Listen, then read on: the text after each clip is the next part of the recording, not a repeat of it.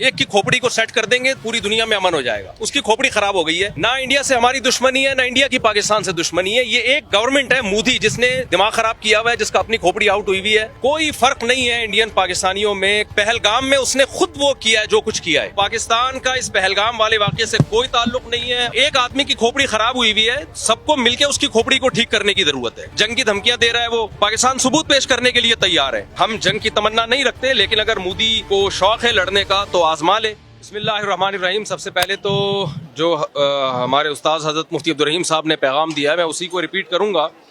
دیکھیں، انڈیا اور پاکستان کی عوام کا مسئلہ نہیں ہے. انڈیا میں ہندو ہیں، سکھ ہیں، عیسائی ہیں، مسلمز ہیں. پاکستان میں بھی ہندو بھی ہیں، سکھ بھی ہیں، میجورٹی مسلمانوں کی ہے، عیسائی بھی ہیں. یہ سب ایک جان ہے. ہم جب دوسرے ملکوں میں جاتے ہیں تو میں نے دیکھا ہے کہ ایک ہی پلیٹ میں بیٹھ کے کھا رہے ہوتے ہیں، پاکستانی بھی اور انڈین بھی. کوئی فرق نہیں ہے انڈین پاکستانیوں میں. کلچر سیم ہے، زبان سیم ہے. وہ اس اردو کو وہ ہندی کہہ دیتے ہیں اور ہم ہندی کو اردو کہہ دیتے ہیں. کوئی فرق نہیں ہے. نہ انڈیا سے ہماری دشمنی ہے، نہ انڈیا کی پاکستان سے دشمنی ہے. یہ ایک گورنمنٹ ہے مودی جس نے دماغ خراب کیا ہوا ہے، جس کا اپنی کھوپڑی آؤٹ ہوئی ہوئی ہے اور ساری دنیا کو وہ بدامنی میں ڈال رہا ہے. تو انڈین کو بھی چاہیے، پاکستانیوں کو بھی چاہیے، ایک انسان کو قابو میں لائیں. آپ ایک کی کھوپڑی کو سیٹ کر دیں گے پوری دنیا میں امن ہو جائے گا. اس کی کھوپڑی خراب ہو گئی ہے. پہلگام میں اس نے خود وہ کیا ہے جو کچھ کیا ہے. پہلگام میں جو کچھ ہوا ہے، بے گناہ لوگ مارے گئے ہیں. ہم اس کی بھرپور مذمت کرتے ہیں.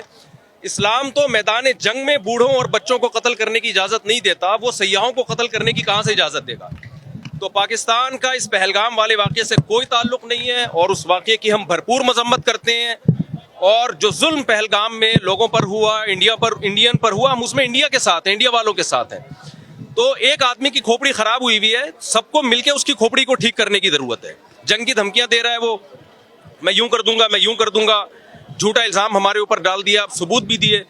بھائی اگر آپ کا خیال ہے کہ پاکستان نے یہ کام کیا ہے تو آپ ایک تیسرے ملک کو ثالث بنائیں. جب بھی دو میں جھگڑا ہوتا ہے، تیسرا ثالثی کا کردار ادا کرتا ہے. پاکستان ثبوت پیش کرنے کے لیے تیار ہے. تو پہلا تو میں پیغام دوں گا کہ مسئلہ انڈیا پاکستان کا یا وہاں کی عوام کا نہیں ہے. مسئلہ ایک مودی حکومت کا ہے جس کا دماغ خراب ہو گیا ہے. تو اب چونکہ وہ جنگ کی دھمکیاں دے رہا ہے تو ہماری اخلاقی دینی ذمہ داری ہے کہ ہم اگر یہ جنگ چھڑ جاتی ہے تو ہم اپنی فوج کے ساتھ ہیں.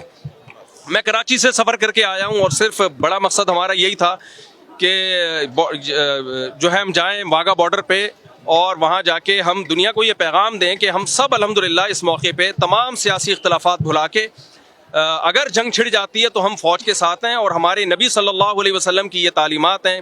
صحیح حدیث ہے، لا تتمنوا لقاء العدو فاذا لقيتم فاصبروا واعلموا ان الجنة تحت ظلال السيوف.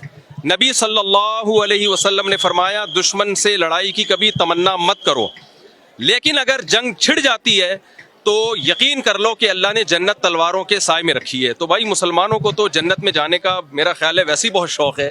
تو یہ تو شارٹ کٹ راستہ ہوگا ہمارے لیے. الجہاد مختصر طریق الجنہ. نبی صلی اللہ علیہ وسلم نے فرمایا جہاد جنت میں جانے کا مختصر ترین شارٹ کٹ راستہ ہے. تو ہم جنگ کی تمنا نہیں رکھتے، لیکن اگر مودی کو شوق ہے لڑنے کا تو آزما لے.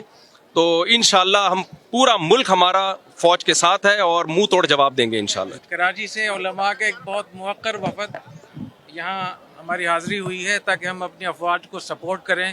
اور ان موجودہ حالات میں ہمارے لیے اس سے بہتر کوئی عبادت نہیں ہے کہ ہم اپنی فوج کے ساتھ کھڑے ہوں اور اپنے جوانوں کی سپورٹ کریں، ان کی مدد کریں. میں اس موقع پہ 3 باتیں کرنا چاہتا ہوں.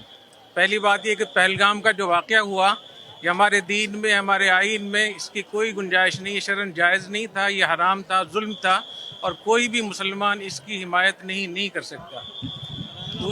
کسی بھی بے گناہ کو مارنا ہمارے دین میں بالکل اس کی اجازت نہیں ہے. دوسری بات یہ کہ ہندوستان پاکستان پہ اس کا الزام لگا کر بہانہ بنا رہا ہے. تو اس موقع پہ ہمیں یہ چاہیے پاکستان ہندوستان کو کہ ایک تیسرے فریق پر ہم اعتماد کریں. اور تیسرا جو فریق ہے اس میں 3 ملک ہونے چاہیے.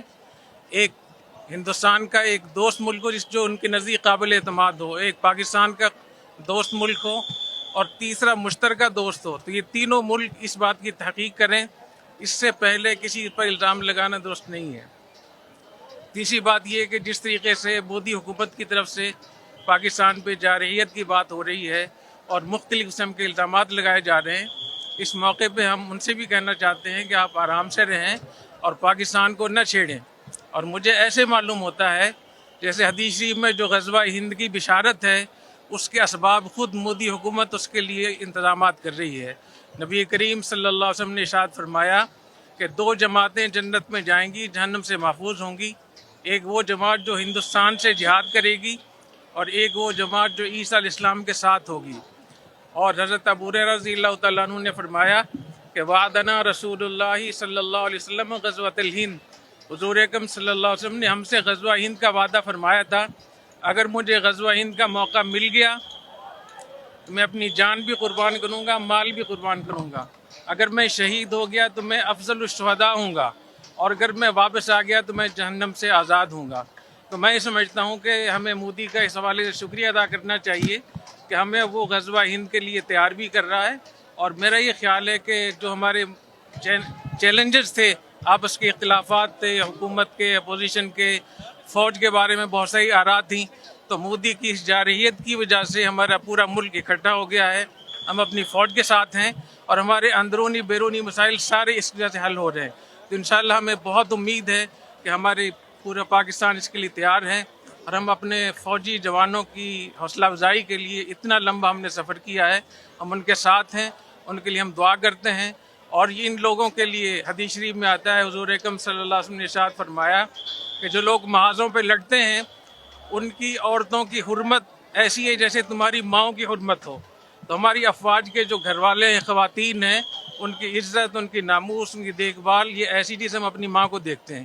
تو انشاءاللہ ہم ان کے ساتھ ہیں، اور میں اس موقع پہ کرنل صاحب کا بہت شکریہ ادا کرتا ہوں کہ انہوں نے ہمیں موقع دیا اور اتنی زبردست پریڈ ہمیں دکھائی، اور جہاد کا ایک منظر تھا، اور غزوہ ہند کی شروعات ہیں۔ اللہ تعالی ہمارے افواج کو، کرنل صاحب کو وہ جزائے خیر عطا فرمائے۔ میں اپنی پوری وفد کی طرف سے، ٹیم کی طرف سے شکریہ ادا کروں گا۔ اللہ تعالیٰ بہت جزائے خیر عطا فرمائے۔ بہت شکریہ۔ ایک کی کھوپڑی کو سیٹ کر دیں گے، پوری دنیا میں امن ہو جائے گا۔ اس کی کھوپڑی خراب ہو گئی ہے، نہ انڈیا سے ہماری دشمنی ہے، نہ انڈیا کی پاکستان سے دشمنی ہے۔ یہ ایک گورنمنٹ ہے مودی جس نے دماغ خراب کیا ہوا ہے، جس کا اپنی کھوپڑی آؤٹ ہوئی ہے۔ کوئی فرق نہیں ہے انڈین پاکستانیوں میں۔ پہلگام میں اس نے خود وہ کیا ہے جو کچھ کیا ہے۔ پاکستان کا اس پہلگام والے واقعے سے کوئی تعلق نہیں ہے۔ ایک آدمی کی کھوپڑی خراب ہوئی ہے، سب کو مل کے اس کی کھوپڑی کو ٹھیک کرنے کی ضرورت ہے۔ جنگ کی دھمکیاں دے رہا ہے وہ، پاکستان ثبوت پیش کرنے کے لیے تیار ہے۔ ہم جنگ کی تمنا نہیں رکھتے، لیکن اگر مودی کو شوق ہے لڑنے کا تو آزما لے۔ پاکستان ثبوت پیش کرنے کے لیے تیار ہے۔ تو پہلا تو میں پیغام دوں گا کہ مسئلہ انڈیا پاکستان کا یا وہاں کی عوام کا نہیں ہے، مسئلہ ایک مودی حکومت کا ہے جس کا دماغ خراب ہو گیا ہے۔ تو اب چونکہ وہ جنگ کی دھمکیاں دے رہا ہے تو ہماری اخلاقی دینی ذمہ داری ہے کہ ہم اگر یہ جنگ چھڑ جاتی ہے تو ہم اپنی فوج کے ساتھ ہیں۔